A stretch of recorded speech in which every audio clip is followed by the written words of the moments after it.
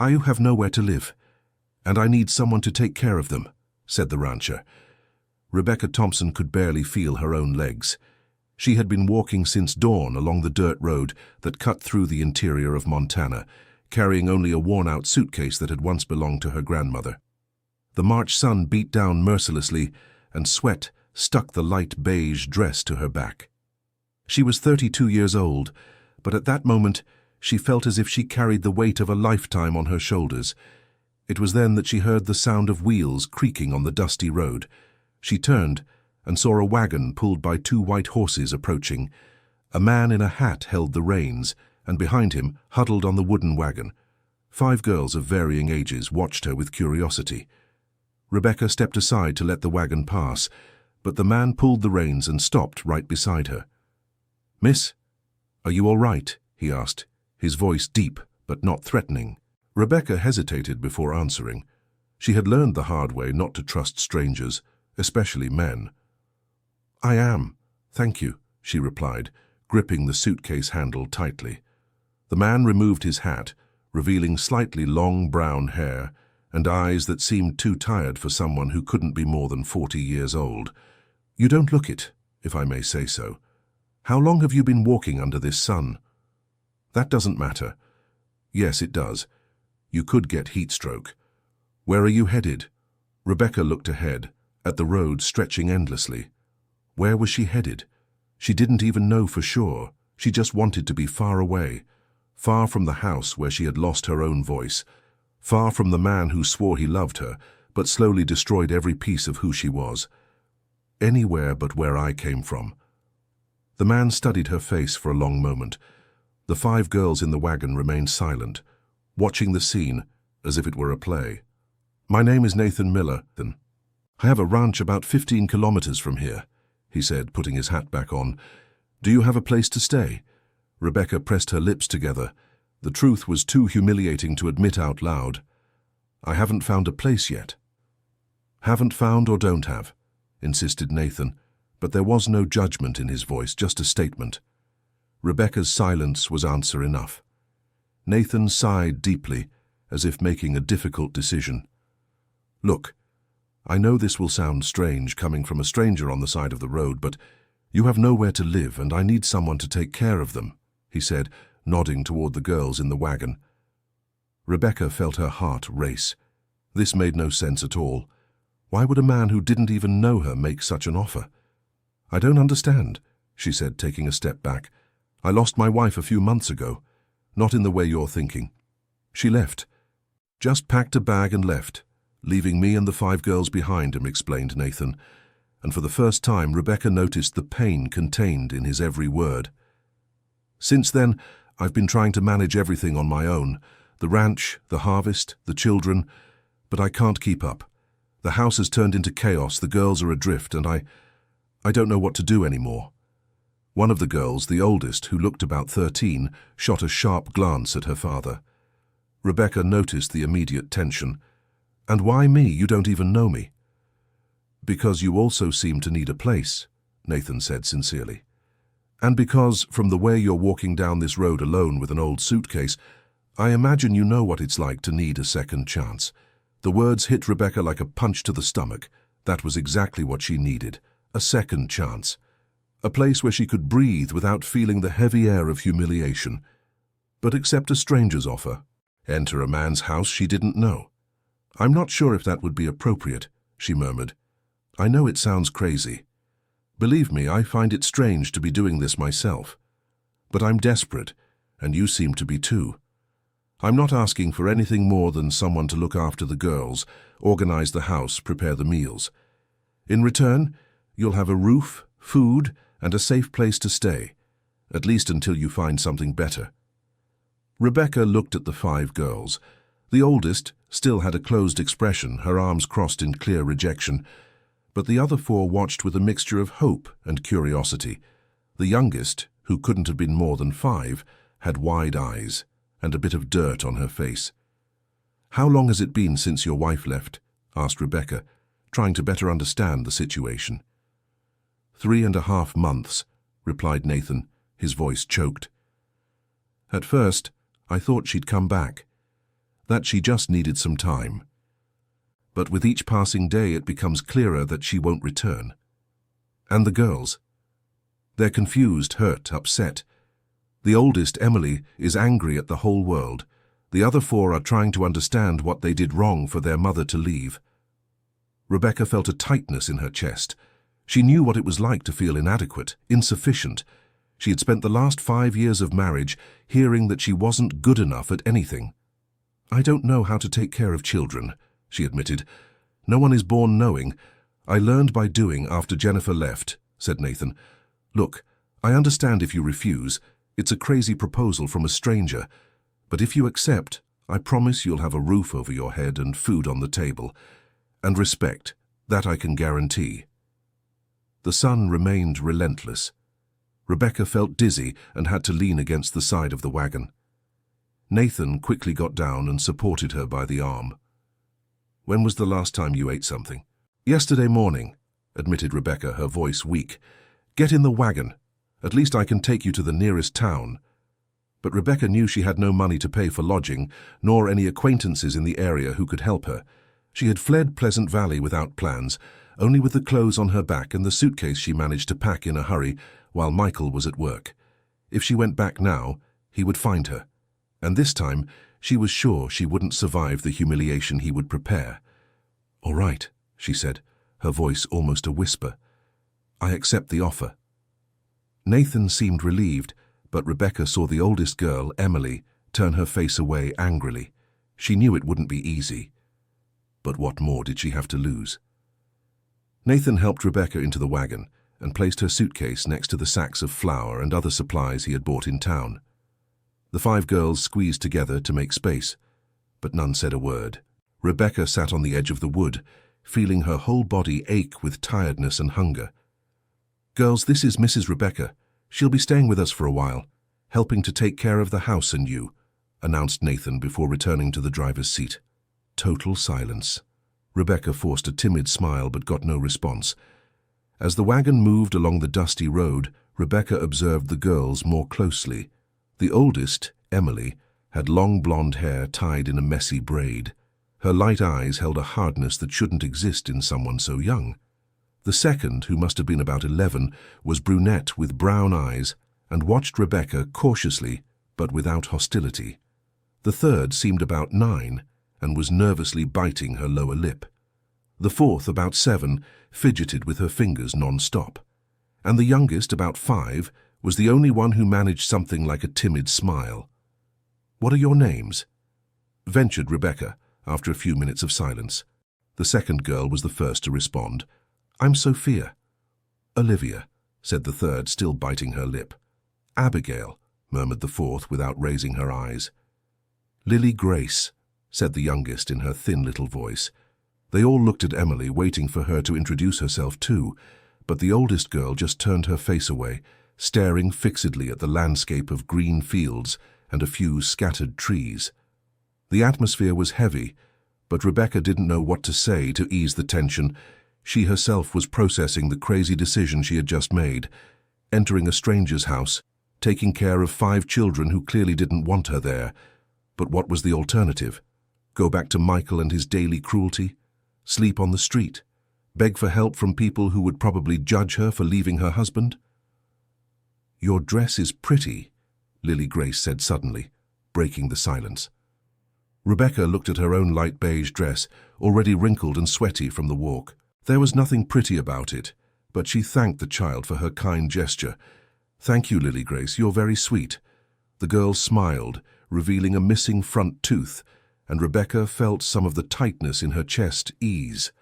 The wagon continued for another 40 minutes until they finally spotted a property surrounded by wire fences and wooden gates.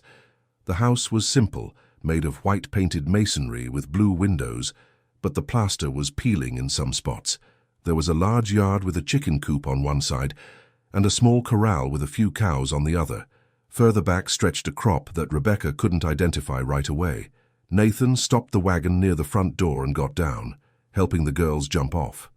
Rebecca got down by herself, grabbing her worn-out suitcase. Her eyes scanned the property.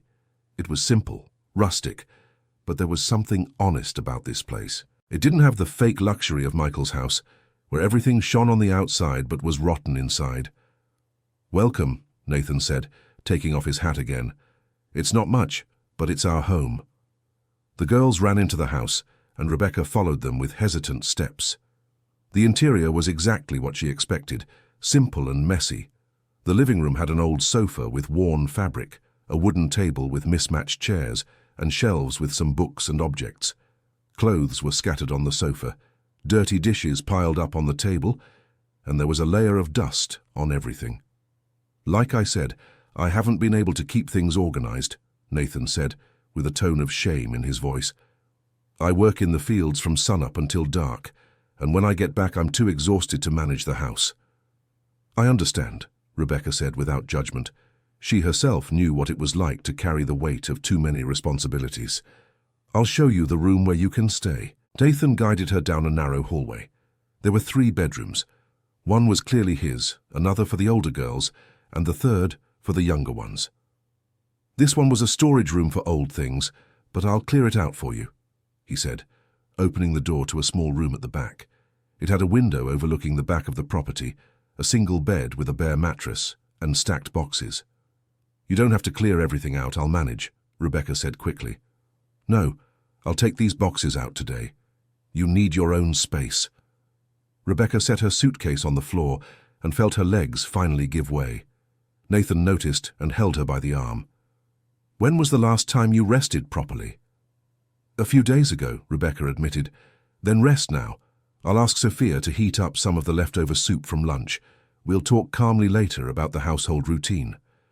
Dear listener, if you're enjoying the story, please take a moment to like and especially subscribe to the channel. It really helps us who are just starting out. Now continuing, Rebecca wanted to refuse to say she was fine, but the truth was her body screamed for rest. Nathan left the room, closing the door behind him, and she finally let the held-back tears escape. She slid down the wall to sit on the cold wooden floor, hugging her knees. What had she done? Had she traded one prison for another? Trusted a complete stranger who could be anything? But something in Nathan's voice, in the sincerity of his tired eyes, said he wasn't like Michael. He didn't have that cruel glint her husband had when humiliating her in front of guests, saying she couldn't even make a decent cup of coffee. He didn't carry the stiffness in his shoulders that Michael had when returning from work, ready to find any reason to criticize her. Nathan seemed just like a tired, overwhelmed man, trying to keep everything running alone. And the girls? They were just hurt, confused children feeling abandonment like an open wound. Rebecca wiped her tears with the back of her hand. She couldn't fall apart now. She had to get up as she had done so many times before. She had to show herself she was capable, that she wasn't the useless person Michael insisted she was. She stood up and opened the suitcase. There wasn't much inside. 3 changes of clothes, a pair of worn shoes, a few personal belongings, and an old photo of her mother, who passed away 8 years ago. She held the photo tenderly, looking at the smiling face of the woman who always believed in her, even when Rebecca doubted herself. "Mom, I hope I'm doing the right thing," she whispered to the photo. A few minutes later, she heard a timid knock on the door. "Come in." The door opened slowly and Sophia appeared holding a steaming bowl. "My dad asked me to bring this to you." "Thank you, Sophia. You can leave it on the bed." The girl entered hesitantly and placed the bowl on the edge of the mattress. She was about to leave when Rebecca called her. "Sophia, wait." The girl stopped and turned around. "I know this is strange for you, a stranger coming into your home like this, but I want you to know I'm not here to replace anyone or cause trouble. I just need a place to stay for a while, and your dad needs help, that's all." Sophia bit her lip exactly as Olivia had done in the wagon. "Mom left because she didn't like us anymore," said the girl, her voice trembling. "Don't say that. I'm sure it wasn't because of you." "Then why? Why did she leave without even saying goodbye?" Rebecca had no answer for that. How do you explain to a child the complexities of adult feelings? How to say that sometimes people run away not because they don't love, but because they're suffocating? "Sometimes people need to leave for reasons they don't fully understand themselves," said Rebecca, choosing her words carefully. but that doesn't mean you did anything wrong. Remember that, okay? Sophia nodded slowly, but her eyes still glistened with unshed tears. Emily is really angry. She said you won't stay, that you'll leave too once you see how hard it is to take care of us 5. And are you that difficult? I don't know. I think so. Mum always said we were too much work. Rebecca felt her heart tighten. How many times had Michael said similar things about her? That she was too much work, too much trouble, too much disappointment. You're not too much work, Sophia. You're just children, and children need patience and care, not judgment. Sophia looked at Rebecca with something that seemed like hope. Are you really going to stay? I'll try, Rebecca answered honestly. I don't know if I'll be good at it, but I'll try. The girl nodded and left the room, closing the door behind her. Rebecca picked up the bowl of soup and began to eat slowly. It was too salty and had some tough pieces of meat, but it was food, and her stomach thanked her for every spoonful. When she finished, she lay down on the bed without taking off her shoes and closed her eyes. She was too exhausted to think about the future. For now she had a roof and a meal. It was more than she had a few hours ago. She fell asleep almost instantly, but her dreams were restless, mixing Michael's cruel voice with the sound of wagon wheels and the muffled crying of children. She woke up with the sun already low on the horizon. She had slept for hours. She got up quickly, fixing her messy blonde hair and smoothing her wrinkled dress. She left the room and found the house strangely quiet. In the living room, she saw Nathan sitting at the table with a stack of papers in front of him, his forehead resting on his hand in a gesture of worry. He looked up when he heard her footsteps. Did you sleep well? Yes, thank you. Sorry I slept so long. No need to apologize. It was obvious you were worn out, he said, quickly gathering the papers. The girls are outside playing in the yard. I made them a snack earlier. Can I help with anything now? Nathan hesitated. Actually, if you don't mind, it would be good to talk about the household routine, so you know what to expect. Of course. Rebecca sat in one of the mismatched chairs. Nathan picked up a glass of water and offered it to her before starting. I wake up at 5 in the morning, before sunrise. I need to check on the animals, milk the cows, and then I head to the fields. I mainly plant soybeans, but I also have some corn and beans. The harvest is behind because I couldn't hire extra help this year, he explained. The girls wake up around 7. They need to have breakfast and get ready. Emily and Sophia study in the morning at the rural school 3 kilometers from here. They ride their bikes. The other 3 stay home because they're too young to go alone. And lunch? I usually came home at noon, ate something quick, and went back to the fields. But with everything piling up, sometimes I can't even manage that. The girls eat whatever they find in the pantry. It's not ideal, I know. And in the evening? I get back around 7, completely worn out. I make something simple for dinner, put the girls to bed, and fall into bed myself. And the cleaning, the laundry. Nathan ran his hand through his hair, embarrassed. It's been piling up. Jennifer always took care of that. I never really learned how, and now it's all a mess. Rebecca looked around. It was indeed chaotic, but nothing that couldn't be fixed with organization and work. I can do that, she said. Take care of the house, the meals, the laundry, the little girls while the other 2 are at school. Are you sure? It's a lot of work. I'm sure. I need to feel useful. I need to prove to myself that I'm capable. Nathan looked at her curiously, but didn't ask any questions. Rebecca mentally thanked him for that. She wasn't ready to talk about Michael, about the 5 years of constant humiliation, about how she had lost her own identity in that marriage. Then it's settled, said Nathan. If you need anything, just let me know. I need to know where things are. The pantry, where to put the laundry, those kinds of things. I can show you now if you'd like. Nathan stood up and began to guide Rebecca through the house. The kitchen was small, with a wood-burning stove, a sink with a hand pump for water, and simple shelves. The pantry was almost empty, just a few packages of rice, beans, flour, and some preserves. The market is on Saturday in town. I usually buy supplies there, Nathan explained. And money? How does that work? I keep some money in the cookie tin, up there on the top shelf. Use whatever you need for the house and the girls. Rebecca nodded, mentally taking note of everything. Nathan showed where the linens were, the towels, the few kitchen utensils. Everything was very simple, basic, but functional. "I think that's it," he said when they finished the tour. "If you have any questions, ask Sophia. She's the most organized of the 5. "Nathan," called Rebecca when he was about to leave. "Thank you for stopping to help me on the road today." He gave a half smile, the first she had seen since meeting him. "Thank you for accepting this crazy proposal."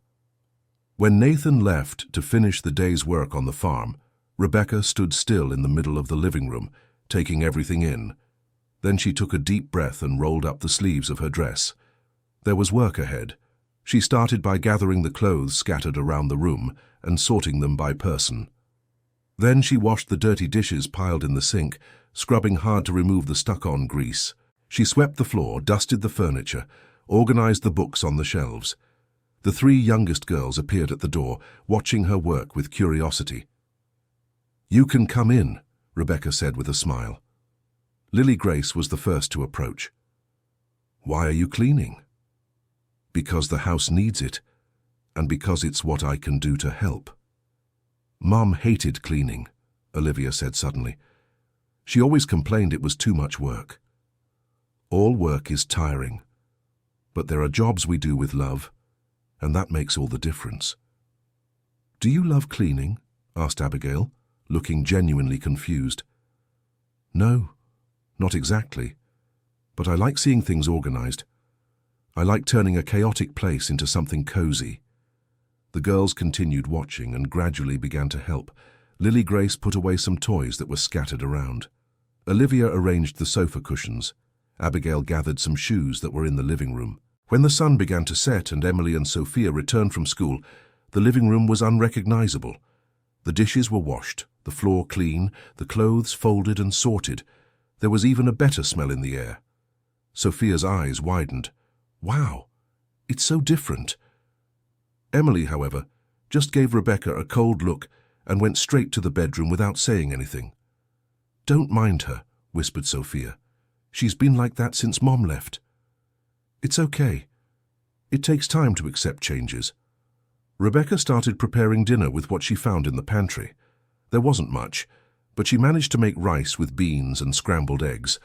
When Nathan came through the door, dirty with soil and clearly exhausted, he stopped in surprise at seeing the table set and the smell of food in the air.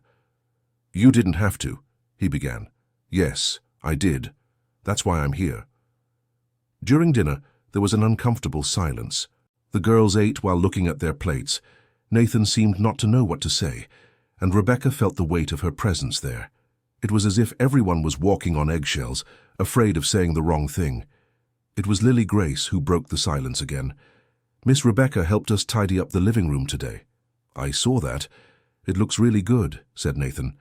"She said she likes turning chaotic places into cozy ones," continued the youngest girl, and Rebecca had to suppress a smile at how the child had memorized her words. "Is that true?" asked Nathan, looking at Rebecca. "Yes. I've always liked organizing things, putting everything in its place." "Jennifer hated that," Nathan said without thinking, and then seemed to regret mentioning his ex-wife. Emily slammed her fork down hard on her plate. "Don't talk about Mom," she said, her voice filled with anger. "Emily, don't talk about her as if she was bad just because she left. She had reasons." "What reasons?" exploded Nathan, and Rebecca realized this was an open wound for everyone. She just left, Emily. No explanation, no note, packed a bag and left.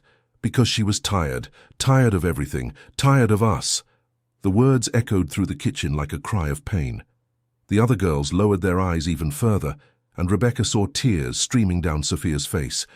"No one here is to blame for what your mother did," Rebecca said calmly, without thinking about whether she should interfere or not. "People leave for many reasons, Emily, and most of the time, it has nothing to do with those who stay." "And what do you know about that?" Emily lashed out, turning her fury toward Rebecca. "You don't even know us." "I don't indeed, but I know what it feels like to be trapped. I know what it's like to wake up every day feeling like you're suffocating, like you're losing yourself. And I know that when someone reaches that point, sometimes they run away without thinking about anything else, just the need to breathe." Emily fell silent, her eyes wide. Nathan was also looking at Rebecca with surprise. "Is that what you're doing here?" Emily asked, her voice softer now. "Running away?" "Yes," Rebecca answered honestly. "I'm running away, from a life that was slowly destroying me." "But then you'll leave too. Just like Mom. When you get tired of us, you'll leave." "I don't know what the future holds, Emily. I can't promise I'll stay forever because I don't even know where I'll be a month from now. But I can promise that while I'm here, I'll do the best I can. I won't abandon you without a reason. I won't just disappear." Emily gripped her fork tightly, her knuckles white from the force, but she said nothing more. She got up from the table and left, slamming the bedroom door. Dinner ended in heavy silence.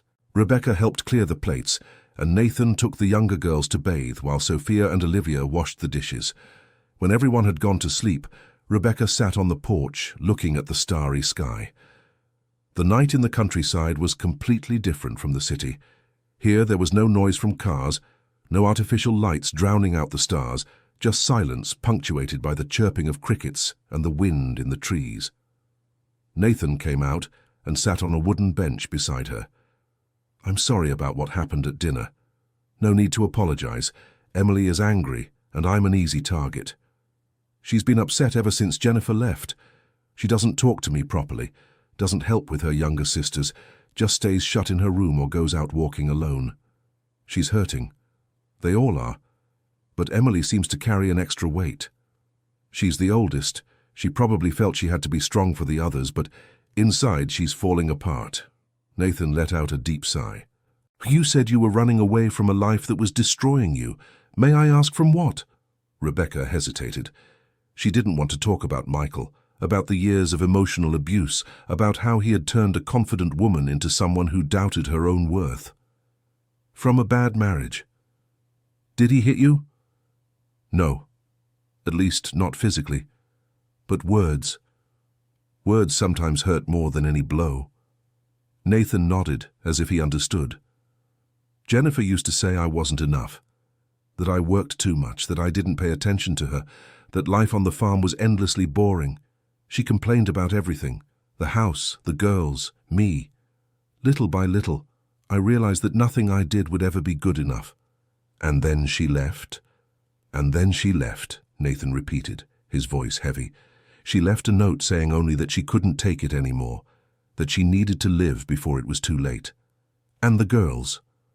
She didn't even mention them in the note, as if they didn't exist, as if 5 daughters were just a detail she could leave behind." Rebecca felt the pain in his voice. It was different from hers, but just as deep. "I'm sorry. I'm sorry too. For you. For having to run away like that." Sometimes running away is the only way to survive. They stayed silent for a few minutes, just watching the peaceful night. "You don't have to tell me anything more if you don't want to," Nathan said. "But know that you are safe here. I won't ask questions, I won't judge. Just respect." Rebecca felt her eyes sting with tears. When was the last time someone offered respect without demanding anything in return? "Thank you.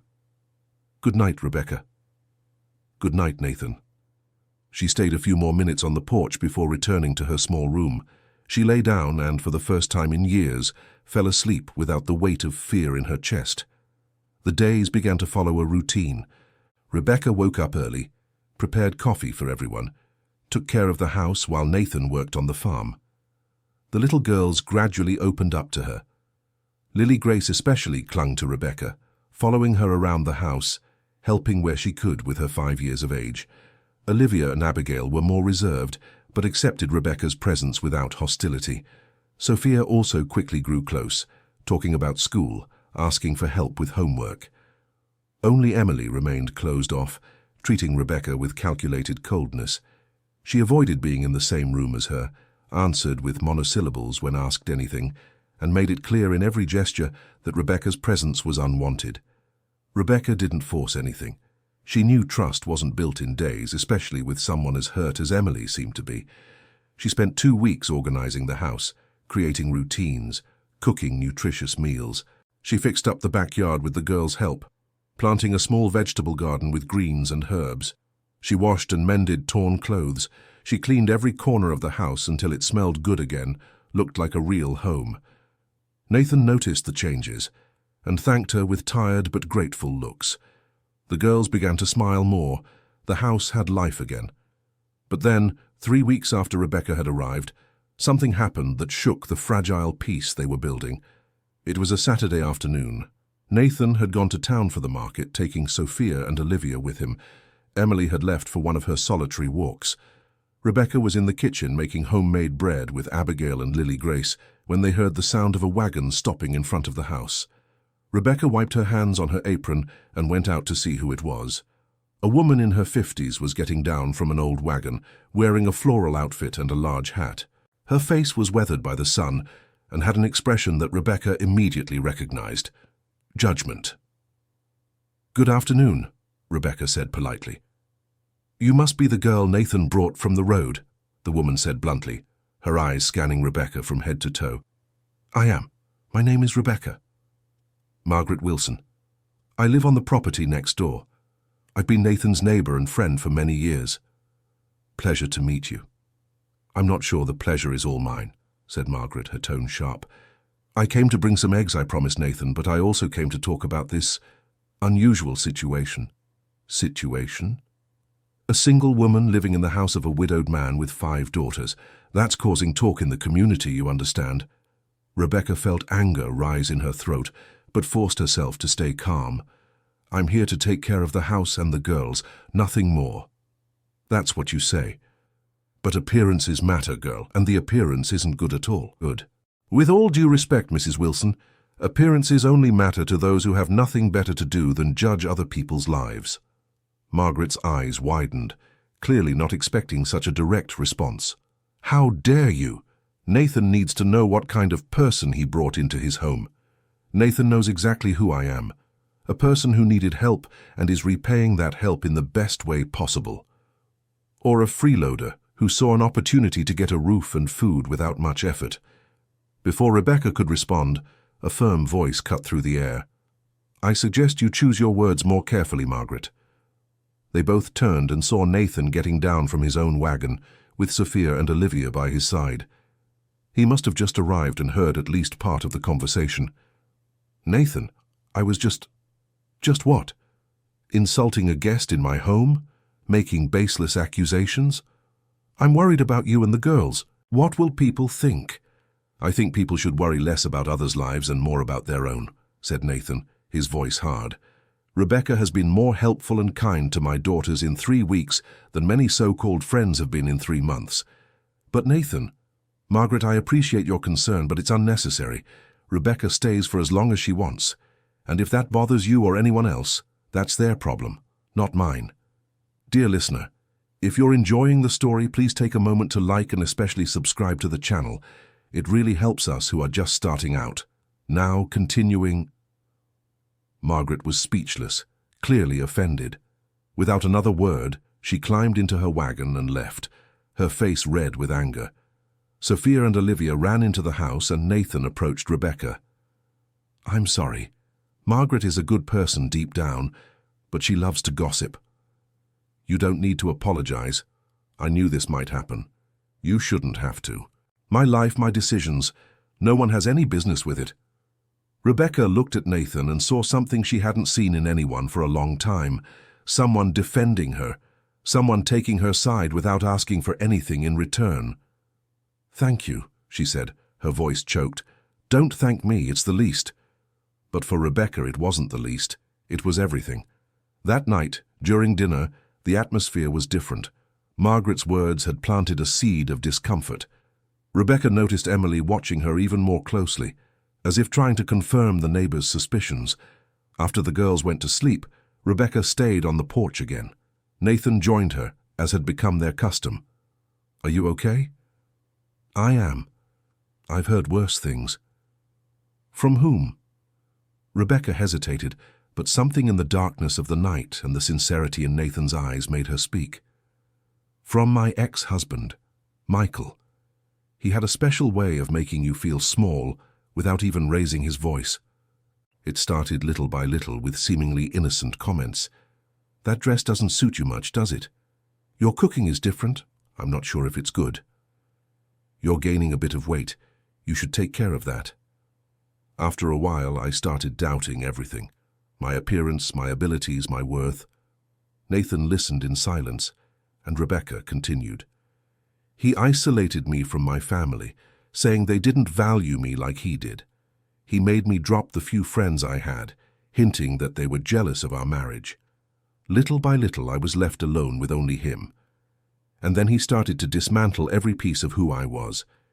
He said I couldn't do anything right, that I was stupid, that no other man would accept me, that I should be thankful every day that he married me. Rebecca's voice trembled, but she went on. I believed it. For years I believed it. Until one day I looked in the mirror and didn't recognize who was looking back at me. I was no longer Rebecca Thompson. I was just the pathetic shadow Michael had created. And that's when I realized if I didn't leave, I would disappear completely. I would cease to exist. That's why you ran away. That's why I ran away. Without plans, without money, without a destination. I just left. And I was walking on that road when you stopped the wagon. Nathan was silent for a long moment. You are much stronger than you think, he finally said. I don't feel strong. I feel scared all the time. Scared that Michael will find me. Scared that I won't be able to take care of myself.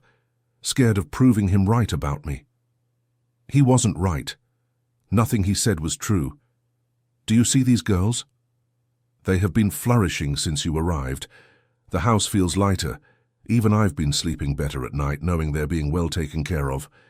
You're not stupid or incapable, or any of those horrible things he said. You're strong, capable, and kind. Rebecca felt tears streaming down her face, but this time they weren't tears of pain. They were of relief, of being seen, of being valued. Thank you for saying that. Don't thank me. It's just the truth. They stayed a while longer in comfortable silence before each went to their room. Rebecca lay down, feeling something she hadn't felt in years, hope. Maybe she could really rebuild her life. Maybe she could prove Michael wrong. But fate had other plans. 3 days later, on a sunny morning, Rebecca was hanging clothes on the line when she saw a male figure coming through the property gate. Her heart froze. Even from a distance, she recognized the upright posture, the broad shoulders, the confident way of walking. Michael had found her. Rebecca dropped the laundry basket and backed toward the house, her heart beating so hard it felt like it would jump out of her chest. Her hands were shaking. Her legs could barely hold her up. Michael approached with that smile she feared so much, the smile that came before the cruel words.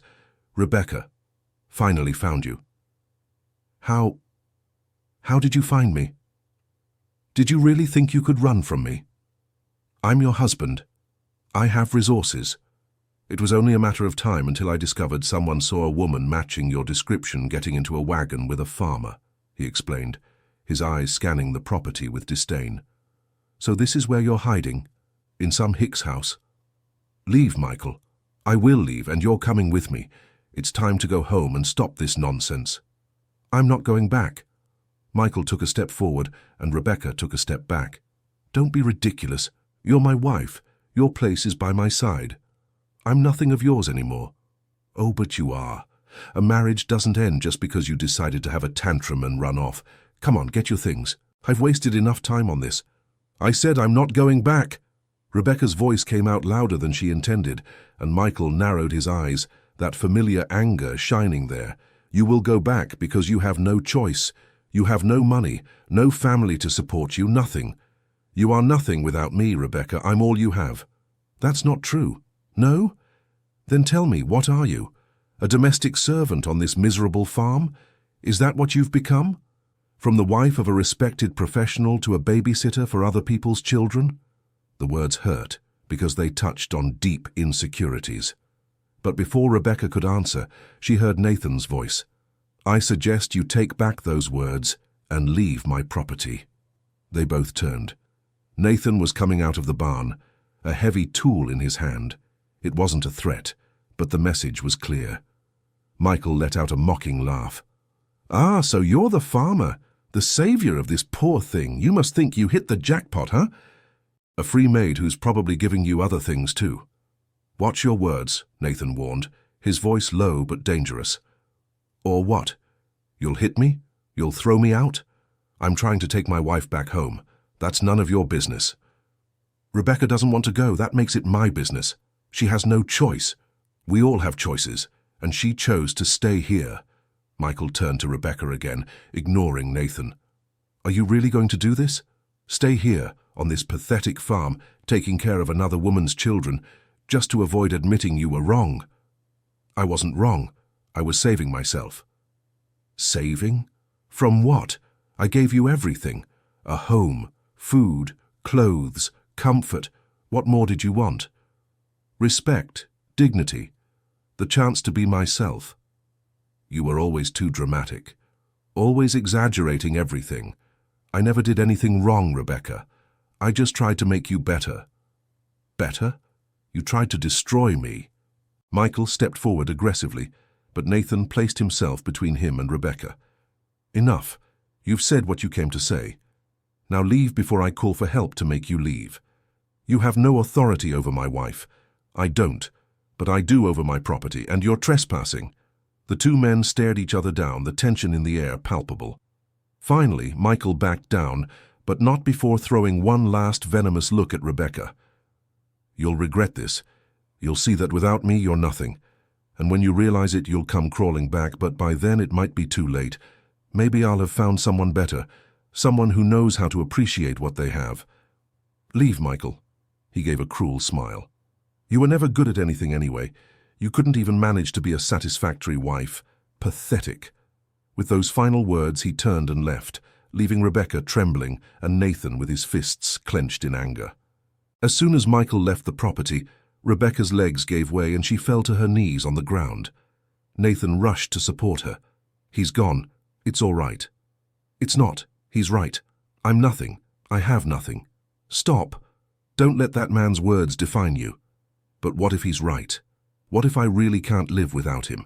What if I'm just a useless person who needs someone to survive? Nathan held Rebecca's face in his hands, forcing her to look at him. Do you hear what I'm saying? You're not useless. You're brave. You had the strength to leave a situation that was destroying you. You have the strength to be here, rebuilding your life from scratch. That's not being weak. That's being the strongest person I know. But I'm so afraid, Nathan, so afraid that he might be right. He's not, and you're going to prove that to yourself, one day at a time. Rebecca held on to Nathan, crying as she hadn't cried in months, releasing all the pain, all the fear, all the accumulated humiliation. He just held her, letting her fall apart without judgment. When she finally managed to control herself, she noticed the 5 girls were on the porch, watching everything. Lily Grace had tears in her eyes, and even Emily seemed shaken. I'm sorry you had to see that, said Rebecca, wiping her face. Was that your husband? Asked Sophia in a small voice. Ex-husband. Or at least that's what I want him to be. He was very mean, said Lily Grace. He said horrible things. Hurt people sometimes hurt other people, explained Rebecca, trying to maintain her composure. Are you hurt? Asked Olivia. I am. But I'm trying to heal. Can we help? Offered Abigail timidly. Rebecca felt her heart tighten. Those children who had their own wounds were offering help. You're already helping, more than you realize. Emily remained silent, but something in her gaze had changed. It was no longer just rejection. It was something more complex, perhaps understanding, perhaps empathy. That night Rebecca couldn't sleep. She lay in bed staring at the ceiling, Michael's words echoing in her mind. You're nothing without me. Was it true? Had she traded one dependency for another? Now she depended on Nathan, on his kindness, on his house. She got up and went to the kitchen to drink some water. Emily was there, sitting at the table in the dark. Can't sleep either? Asked Rebecca. No. Rebecca sat in the chair next to the girl. Want to talk? Were you really going to go back to him, to that awful man? No, I'm never going back. But he said you're nothing without him. He did. But he's wrong. How do you know? Rebecca thought for a moment. Because I was someone before him. I just forgot who I was. And now I'm trying to remember. Emily fiddled with her own fingers, thoughtful. My mother used to say things like that too. That it was nothing. That her life had ended when she married my father. That we were a burden. Oh, Emily. She was always unhappy, always complaining, always making my father feel bad for not providing a better life. And one day, she left, just disappeared, without even looking back. And you were angry with her. I was. I still am. But I'm also angry with my father, because if he had been better, maybe she would have stayed. It doesn't work like that, Emily. People don't leave because someone wasn't good enough. They leave because they themselves aren't okay. It's about them, not about those who stay. But it hurts just the same. It does, and you have every right to be hurt and angry, but you can't let that anger define you forever. Emily looked up, and for the first time Rebecca saw the girl behind all the anger. I was afraid to like you, because if I did, and you left too, it would hurt too much. That's why you treated me badly, to keep me away. Yeah, sorry. No need to apologize. I understand. Are you going to leave? Rebecca took a deep breath. I don't know what the future holds, but I can promise you one thing. If I ever leave, it will be with a goodbye. I won't just disappear. You have my word. Emily nodded slowly, and then did something unexpected. She reached out and held Rebecca's hand. Okay. They sat there, in the dark kitchen, holding each other's hands, two hurt people trying to find a way to heal. The days that followed were lighter. Emily still wasn't warm, but she stopped being hostile. She started helping with the household chores without being asked. She talked to Rebecca about school, about her friends, about little everyday things. The other girls blossomed more and more. Lily Grace followed Rebecca like a shadow, always wanting to help. Olivia lost her nervous manner and started laughing more. Abigail no longer fidgeted anxiously with her fingers. Sophia became a true companion, talking about everything. Nathan watched the changes with clear gratitude in his eyes. The house had completely transformed. It wasn't just the cleanliness and organization, it was the different energy, the feeling of a real home. But then, 6 weeks after Rebecca had arrived, a new problem arose. Nathan received an official notice. His debts with the bank had increased, and he had 3 months to pay them off, or he would lose the farm.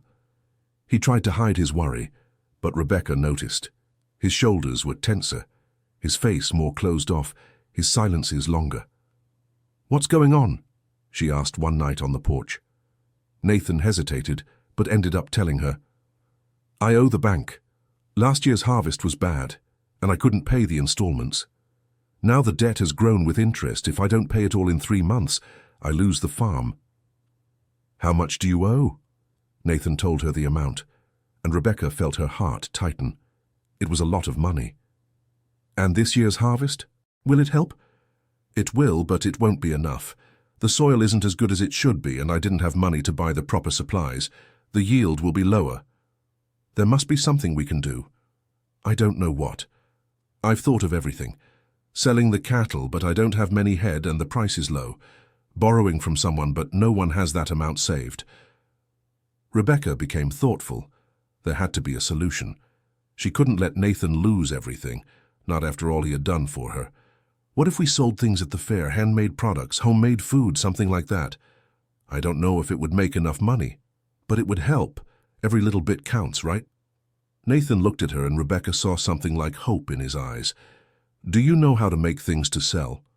"I know how to make bread, cakes, preserves, jams.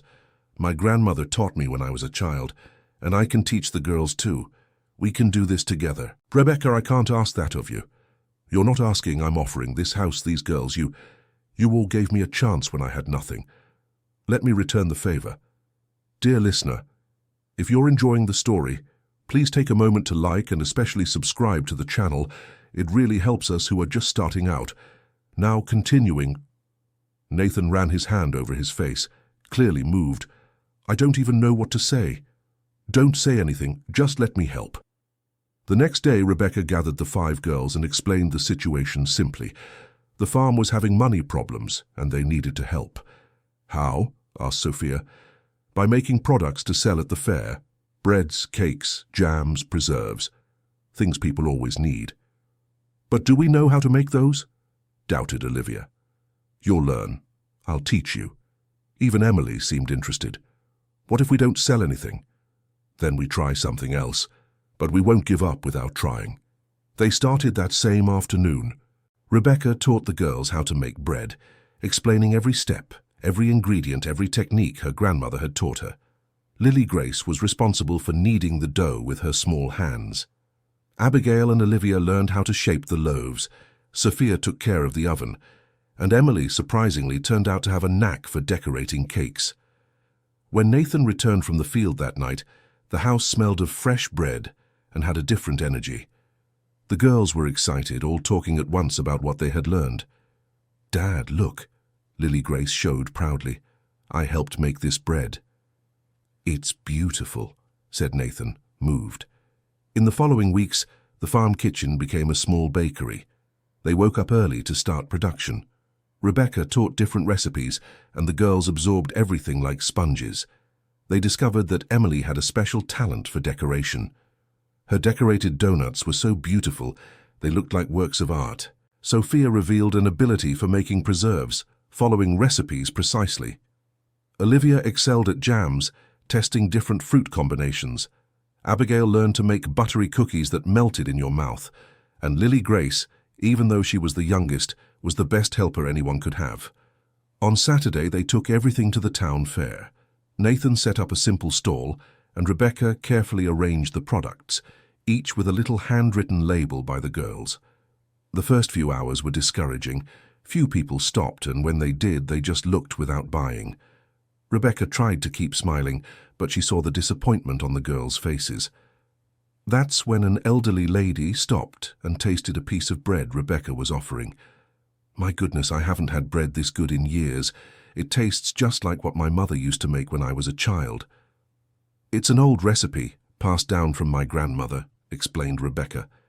"I'll take 3 loaves. And one of those jams too." From there, things started to improve. The elderly lady told other people, and gradually more customers approached. By the end of the fair, they had sold half of their products. "It's not much," said Rebecca, counting the money. "But it's a start." "It's more than I expected," said Nathan, proud. "You all did an amazing job." The girls were beaming. For the first time in months, they felt they were truly contributing, that they were important to the family. In the following weeks, the fame of the Miller Farm products began to grow. Each Saturday they sold more, and gradually they built a loyal customer base. A merchant from a natural products store in town approached and offered to place regular orders. "How much can you produce per week?" she asked. "It depends on the product," replied Rebecca, "but we can increase production if needed." "Great. I want 50 loaves of bread, 30 jars of jam, and 20 packages of cookies per week. I'll pay a fixed monthly amount." Rebecca and Nathan exchanged glances. This would change everything. "Deal," said Nathan. With the extra money coming in, they managed to pay off a significant portion of the debt. It still wasn't enough, but it was a relief. Nathan was able to buy better supplies for the farm, which improved the harvest. Things were starting to stabilize, but not everything was perfect. Emily, who had started to open up, became closed off again after she accidentally overheard a conversation between Nathan and Rebecca. It was a warm night, and she had gone downstairs for a drink of water when she heard the low voices coming from the porch. "I don't know how to thank you for everything you've done," Nathan was saying. "No need to thank me, I'm happy to help. You've transformed our lives, Rebecca. It's not just the house or the extra money. It's everything. The girls are different. Better. I'm different. For the first time in months, I feel hopeful. You deserve to be happy, Nathan. You do too." There was a pause, and then Nathan continued in a lower voice. "Sometimes I catch myself thinking, what would happen if you stayed forever?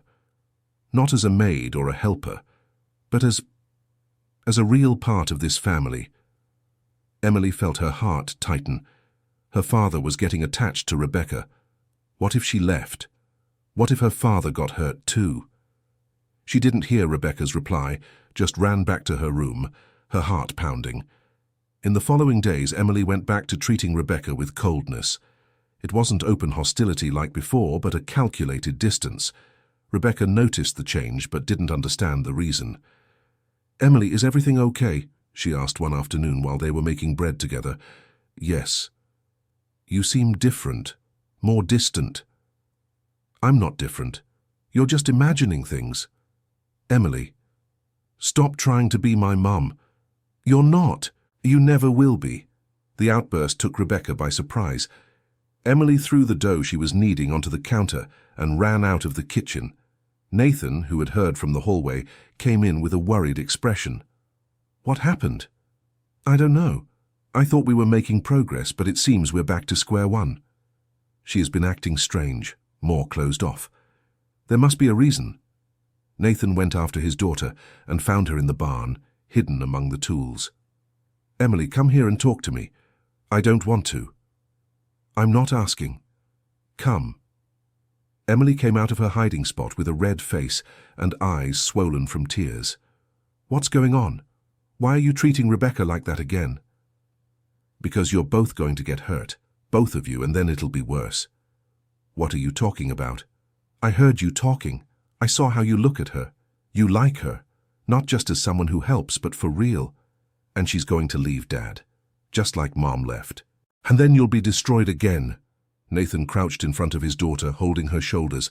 Emily, look at me. Rebecca isn't like your mother. How do you know? You also thought Mom wouldn't leave. The pain in the girl's voice broke Nathan's heart. You're right. I don't know what the future holds. No one does.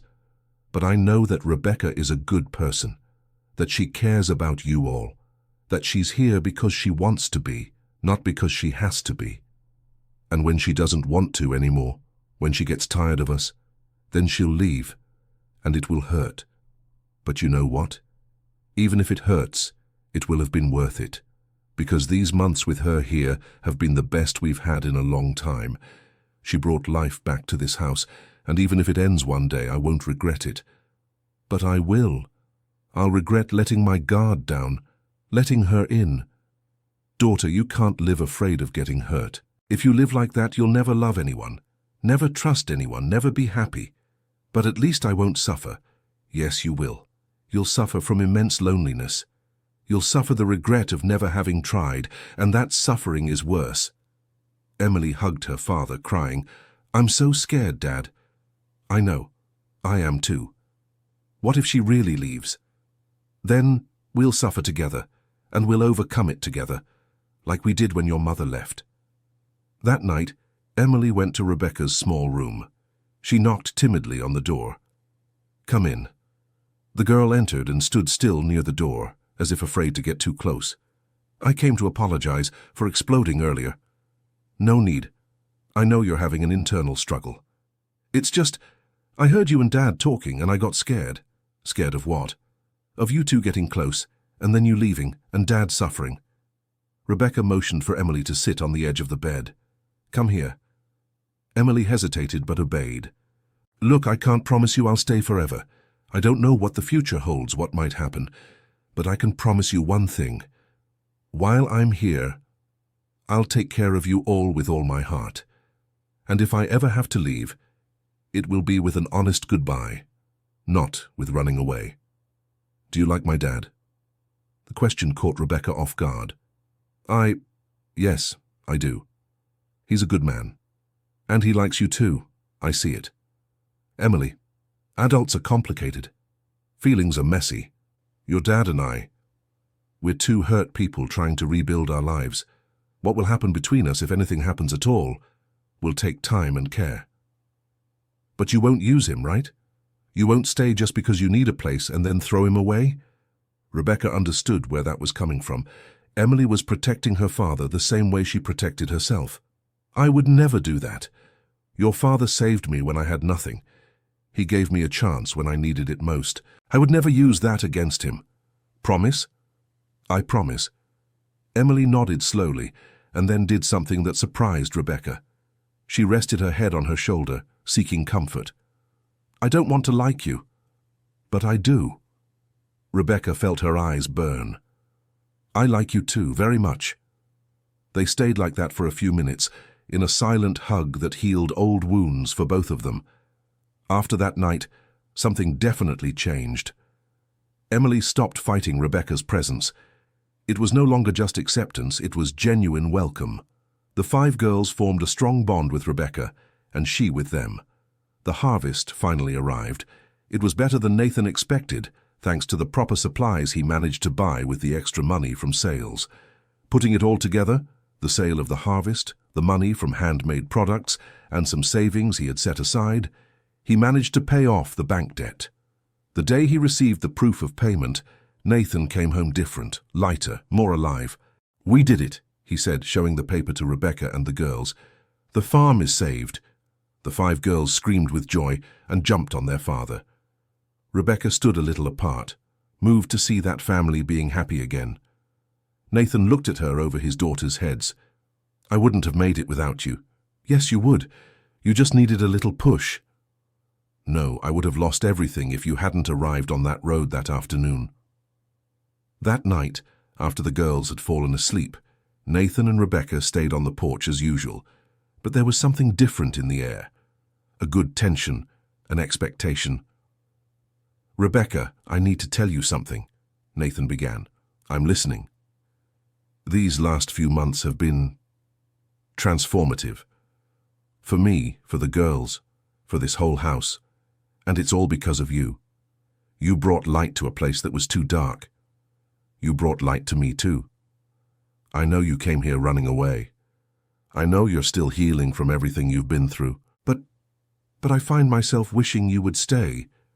Not out of necessity, not because I need someone to take care of the house, but because I want you here. You specifically." Rebecca Thompson's heart raced. "Nathan, let me finish. I know it's too soon. I know you might not be ready, but I need you to know. I've grown attached to you, in a way I didn't expect, in a way that scares me a little. And I'm not asking for anything right now. I just want you to know that if one day you want to stay for real, not as a guest, but as part of this family, I want that. The girls want that." Rebecca felt tears streaming down. "I've grown attached too. To you, to the girls, to this place. For the first time in years, I feel truly at home. I feel seen, valued, loved for who I am. That's because you're amazing. I'm not. I'm just someone trying to rebuild my life. But being here with you all has shown me that I can be more than what Michael said I was. That I can be useful, capable, strong. You've always been all those things. You just needed space to blossom." Nathan reached out and held her hand. It was a simple touch, but filled with meaning. "You don't need to decide anything now. Just know that if you want to stay, you'll always be welcome. Not out of obligation, but by choice. I want to stay." The words came out before Rebecca could think too much. But they were true. She wanted to stay. She wanted to be part of that family. She wanted to keep watching the girls grow up. She wanted to be by Nathan's side, building something beautiful together. "Are you sure?" "I am.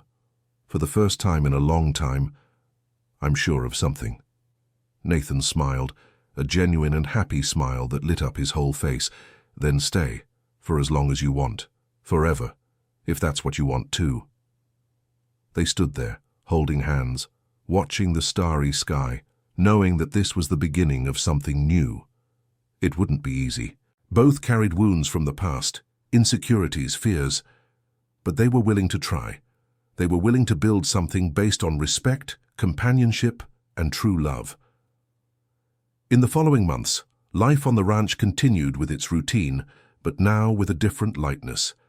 Rebecca was no longer just the woman helping in exchange for housing. She was truly part of the family. She sat at the table not as a guest, but as someone who belonged there. The 5 girls blossomed more and more. Emily started smiling again, that beautiful smile that had been lost when her mother left. Sophia developed self-confidence. Olivia lost her shyness. Abigail stopped worrying about pleasing everyone all the time. And Lily Grace grew up happy and loved. The ranch's small handmade production became known in the region. They had regular customers, regular orders, and even some restaurants in town buying their products. The extra money helped keep the ranch running well and even left some savings. Nathan and Rebecca grew closer but carefully without rushing. They talked about everything, about the past, about the wounds, about the fears. He told her about what his marriage to Jennifer was like, how he tried everything to make her happy, but it was never enough. She told him about the years with Michael, about how she lost pieces of herself until she almost disappeared completely. "Do you think he's still looking for you?" Nathan asked one night. "I don't know. Maybe. But I'm not afraid of him anymore, at least not like before. If he shows up again, then we'll deal with it together. But I won't let him destroy me again." It was autumn when something unexpected happened. A woman showed up at the ranch asking for Nathan. She was elegant, dressed in city clothes, and when Rebecca opened the door, she felt a shiver of recognition. She knew who it was, even before the woman spoke. "I'm Jennifer, the girl's mother. Can I speak with them?" Rebecca froze. The woman who had abandoned that family was there, standing at the door as if it were the most normal thing in the world. "Nathan isn't here. He's out in the fields. I didn't come to talk to him. I came to see my daughters. They're at school. The younger ones are playing in the backyard." Jennifer looked inside the house and Rebecca saw the surprise in her eyes. The house was clean, organized, welcoming, very different from how Jennifer must have remembered it. "You must be the woman Nathan brought to take care of the girls." "I'm Rebecca." "Pleasure. Or not. I don't know." Before Rebecca could respond, Lily Grace came running and froze when she saw the unfamiliar woman at the door. Olivia and Abigail came right after and had the same reaction. "Hi, girls," said Jennifer with a smile that tried to be warm but sounded forced. "Don't you recognize your mommy?" The three girls stood, frozen. Lily Grace took a step back and grabbed Rebecca's skirt. "Mommy?" repeated Olivia with a trembling voice. "Yes, sweetie, Mommy came back to see you." Rebecca felt Lily Grace's body shaking against her leg. Olivia had tears in her eyes. Abigail seemed to be in shock. "I think we'd better wait for Nathan to come back," said Rebecca, shielding the girls with her body. "They're my daughters. I have the right to see them." "You do, but they have the right to prepare for this meeting. It's been 7 months since you left without an explanation. You can't just show up and expect everything to go back to normal." Jennifer narrowed her eyes. "You have nothing to do with this." "Yes, I do. These girls are important to me." "They're my daughters." "They are. But you left. You left them behind. And now you want to come back as if nothing happened." Before the argument could escalate, Nathan appeared coming from the field. He stopped, surprised to see Jennifer. "What are you doing here?" "I came to see the girls. And to talk to you. After 7 months, you think you can just show up? They're my daughters, Nathan. I have the right. You gave up that right when you left without even leaving a note." The 3 little girls started to cry. Rebecca took them inside the house, leaving Nathan and Jennifer outside. When Emily and Sophia arrived from school later, the situation became even more tense. Emily looked at her mother with a cold anger that scared everyone. "What do you want?" "Emily, sweetie, I came to see you." "Don't call me sweetie, you don't have that right. I'm your mother. A mother is someone who stays, who takes care, who is present. You're just the woman who gave birth to me and then abandoned me." The words cut through the air like knives. Jennifer turned pale. "I know I made a mistake, but I was suffocating. I needed to get out." "Then why did you come back?" "Because I realized I was wrong. That you're important. That I want a second chance." "Too late," said Emily, her voice cold. "We already have someone who really takes care of us." And she looked at Rebecca, who was standing at the kitchen door with the other girls. Jennifer followed her gaze and saw the scene. The 5 girls surrounding Rebecca as if she were a safe harbor. The way Lily Grace clung to her. How Sophia sought her approval with her eyes. How even Emily, the most resistant, saw her as protection. "So that's it," said Jennifer, her voice bitter. "You replaced me, found someone better and replaced me." "No one replaced you, Jennifer," said Nathan wearily. "You left. You chose to leave. And life went on. The girls needed someone. And Rebecca was here, that's it. I'll pursue my rights legally. I'll fight for custody. You can try. But abandonment is abandonment. Any lawyer will see that." They'll also see that you put a stranger to live with your daughters, a stranger who takes care of them, who feeds them, who is here every day, unlike you." Jennifer realized she was losing. She gave one last look at her daughters, hoping for some sign that they wanted her to stay. But she found only closed faces and crossed arms. "You'll regret pushing me away like this," she said before leaving. After Jennifer was gone, the house fell into a heavy silence. The girls were shaken. Even those who had rejected their mother felt the impact of the visit. Rebecca prepared hot chocolate for everyone and gathered the girls in the living room. "I know it was hard. I know you're confused and hurt. I don't want her back," said Emily. "I know I should want to, that she's my mother. But I don't. You don't have to want to. She hurt you." "But she's our mother," said Sophia, confused. "Shouldn't we give her a second chance? Only you can answer that. Each in your own time." "What if she really comes back? What if she manages to take us?" asked Olivia fearfully. "Then we'll fight for you to stay where you want to be, with whomever you choose." "We choose you," said Lily Grace in her small but firm voice. "We choose you." Rebecca hugged the youngest girl, and soon the other four joined in, forming a group hug that comforted everyone's hearts. Nathan watched from the kitchen door, moved. In the following weeks, they lived with the fear that Jennifer would really seek custody. Nathan consulted a lawyer in town who said his case was strong. Jennifer had abandoned her daughters for over 7 months without contact. Any judge would consider that abandonment. But Jennifer didn't come back. She only sent a letter saying she realized the girls were well cared for and that perhaps it was better to leave things as they were. It wasn't an apology, nor a true explanation, but it was closure. With the threat gone, life returned to normal. Rebecca finally managed to file the separation papers from Michael. He didn't make the process easy at all, but he couldn't stop it either. 6 months after she had run away, she was officially separated. On the day she received the document, she showed it to Nathan with a huge smile. "Free. Finally free." "How do you feel?" "Relieved, scared, hopeful, all at the same time." "What comes next?" Now I live. For real. Without fear, without shame, without carrying the weight of someone else's words." It was on a winter night, with the cold bringing a cozy atmosphere, that Nathan finally asked Rebecca to marry him. It was nothing elaborate or fancy. It was just the two of them on the porch, covered by a blanket, watching the rain fall. "Rebecca, we're already a family, in fact. You, me, the girls. We already live together. We've faced problems together. We've built something beautiful together. But I want to make it official. I want everyone to know that you're my partner, my equal. I want the girls to be able to call you Mom if they want.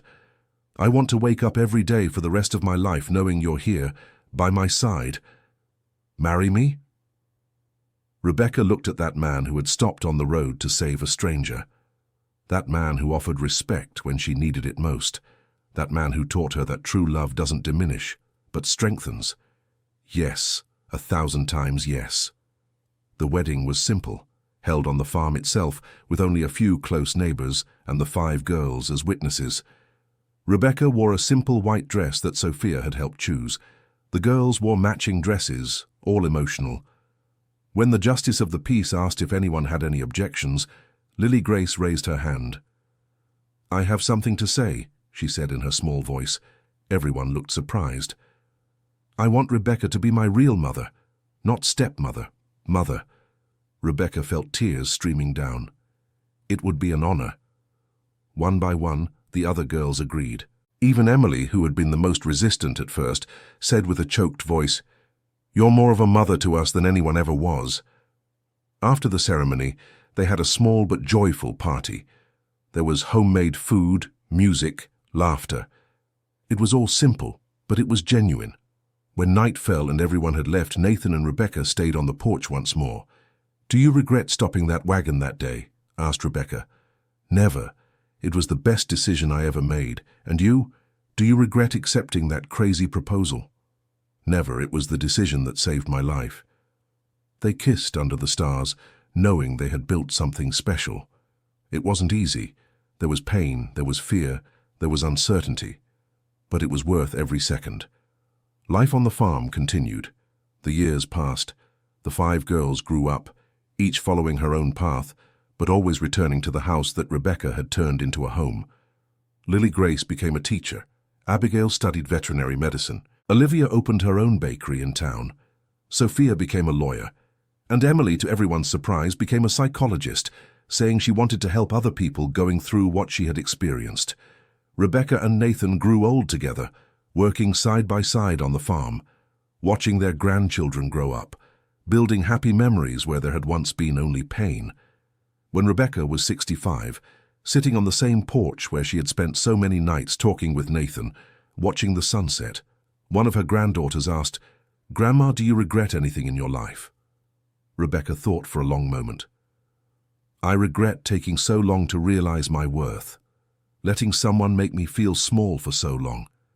But I don't regret running away. I don't regret accepting that farmer's proposal by the roadside, because that day changed everything. That day gave me a second chance at life."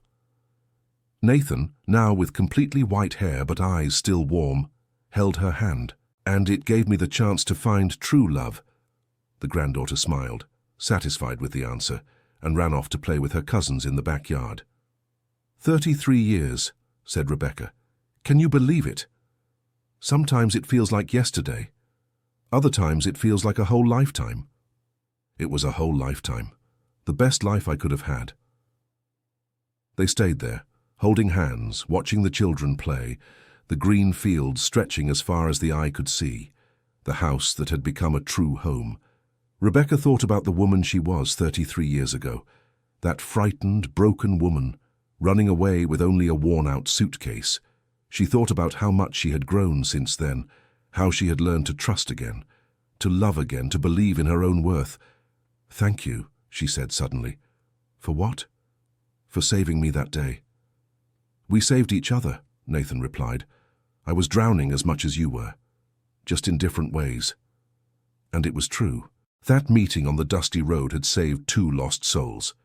It had given a family to a woman who thought she would never be loved again, and it had given hope to a man who thought his life was over. Together, they built something neither could have achieved alone. They proved that true love isn't about perfection, but about choice. Choosing to stay, choosing to care, choosing to forgive, choosing to grow together. And as the sun set, painting the sky orange and pink, Rebecca Miller, no longer Rebecca Thompson and definitely no longer the broken woman Michael had tried to create, knew one thing for certain. She had lived a life worth living. A life full of love, purpose, and overcoming. She had found her family not in blood, but in the daily choice to care, and that, she discovered, was stronger than any biological bond. The farm would continue for generations, carrying the stories of love and new beginnings. And whenever someone told the story of how it all began, they would start with the same sentence. It was when a farmer stopped by the roadside to help a woman with a worn-out suitcase. And that woman saved not only herself, but an entire family that desperately needed someone to truly love them. End of story. And you, dear listener, what did you think of this story? Did Rebecca make the right decision by accepting that proposal on the roadside? Share your honest opinion in the comments. Also, tell us where you're listening from and if you've ever been in a similar situation where you had to start over from scratch. Your stories inspire us to keep creating these narratives. If you enjoyed it, don't forget to leave your like. It helps us a lot. And most importantly, subscribe to the channel so you don't miss other touching stories like this one. Thank you so much for your company.